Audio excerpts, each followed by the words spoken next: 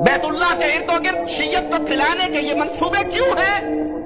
इनको इनके बड़ों ने तालीम दी है कि जब बारवा इमाम गायब जाहिर होगा, वो ना यहूदियत को कुछ कहेगा, ना नसरानियत को कुछ कहेगा, ना सनम के पुजारियों को कुछ कहेगा। वो सबसे पहले आएगा और बैतुल्लाह पे हमला करेगा और बैतुल्लाह को फतह करता हुआ मदीने पहुंचेगा। मदीने जाकर कब्र रसूल पे खड़े होकर पूछेगा, ये कब्र किसकी है? जवाब मिलेगा मोहम्मद की कब्र है। कहेगा ये तो मेरा नाना है। साथ कौन दफन है? जवाब मिलेगा अबू बकर और उमर दफन है। कहेगा कब्रों को फाड़ो, अबू बकर को निकालो, उमर को निकालो, दरख्तों पे डालो और उन दरख्तों को आग लगा देगा।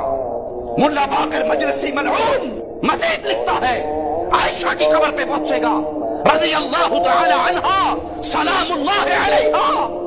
पूछेगा ये किसकी कब्र है? जवाब मिलेगा आयशा की कब्र है।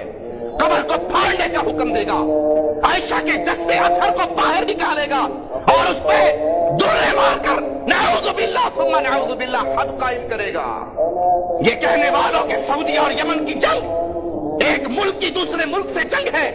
हम हरमैन शरीफैन की हिफाजत के लिए मौजूद हैं, आले सऊद की हुकूमत को बचाने के लिए नहीं। अरे जालिमों, इन मुजरिमों के जुमले को सुनो। यहाँ जंग आले सऊद की हुकूमत की जंग नहीं है, यहाँ जंग अबू बकर उमर की कब्रों की हिफाजत की जंग है, बैतुल्लाह की हिफाजत की जंग है, मस्जिद रसूल की हिफाजत की जंग है, आयशा की इज्जत की हिफाजत की जंग है।